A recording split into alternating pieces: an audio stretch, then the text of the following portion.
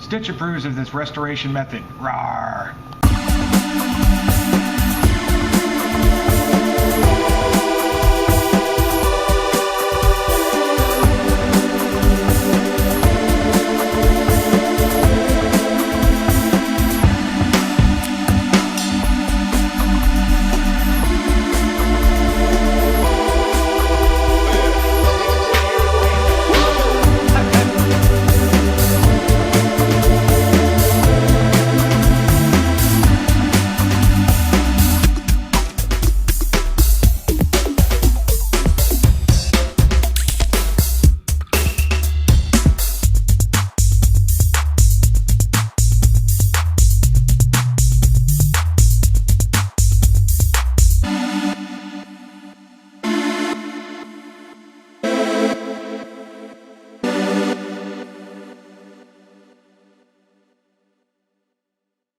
Okay, today I have my heat gun. This is a Drill Master off of Harbor Freight. Probably cost me, I don't know, 12 to 15 bucks kind of thing.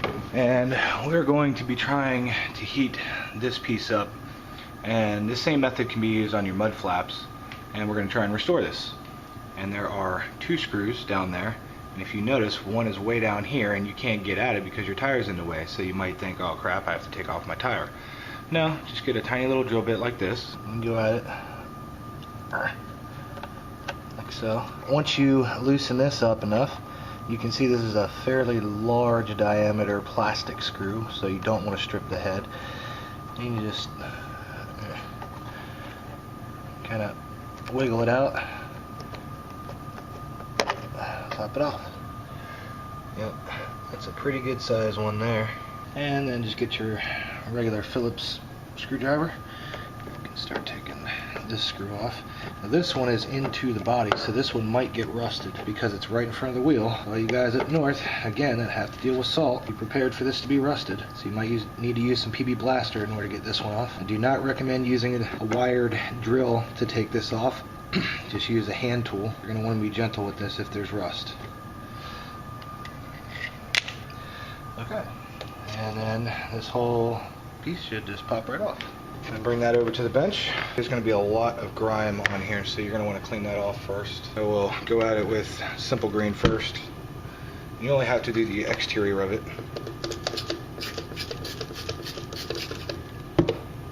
Okay, now that we have that cleaned off, let's experiment. This is going to get really hot.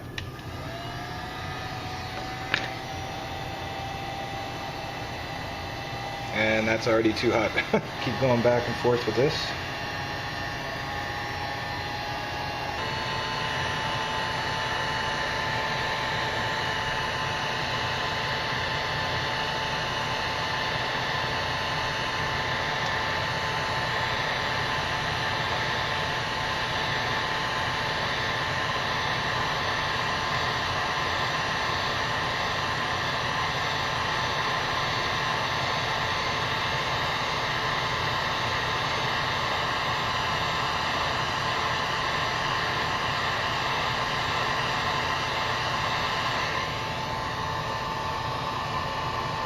I don't know how well you can tell, but that is a big difference already.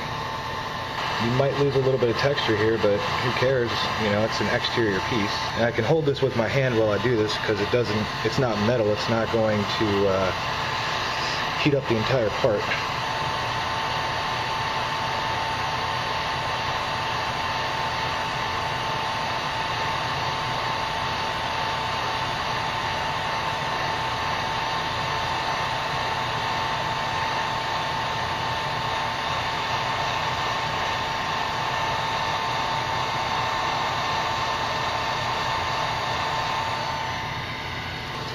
And it's already got a fairly nice shine to it.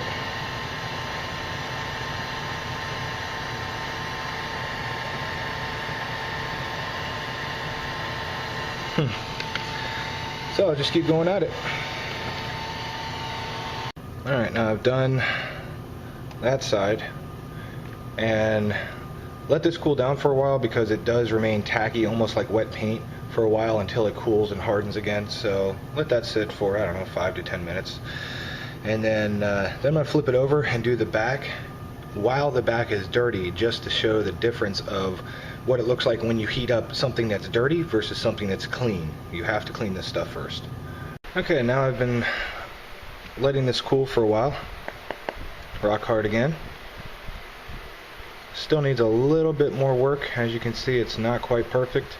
So what I would recommend in that case is, you know, like these little divots here, just sand those off.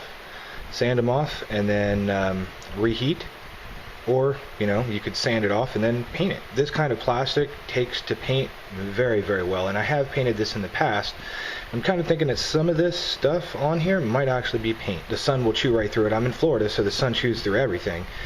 And then eventually these will fade down to almost white. It'll just bleach the color, oxidize the color right off the top layer.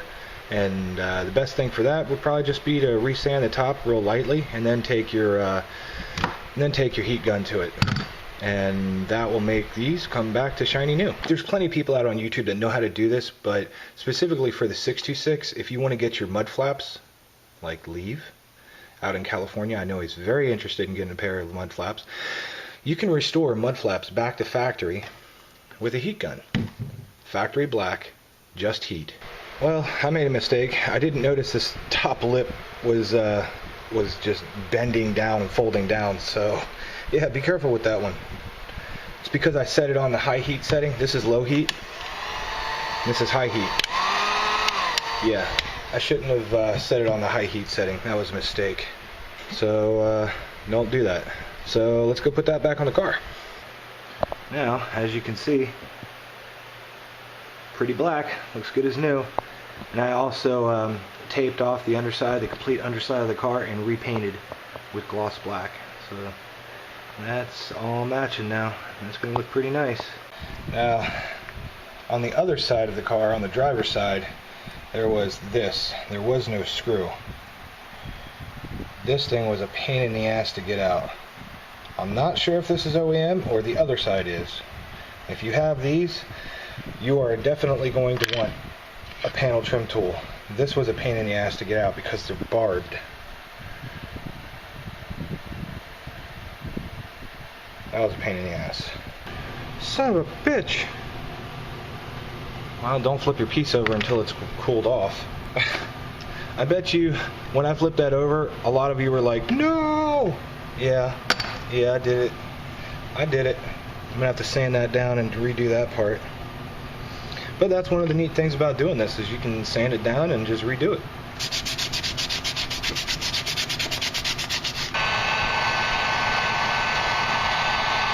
Alright, and then just leave that to sit, cool off, and reinstall. Well, it's definitely black. I mean, it's not error-free, but compared to basically being bleach white oxidized, that's pretty darn good. And here's the other side.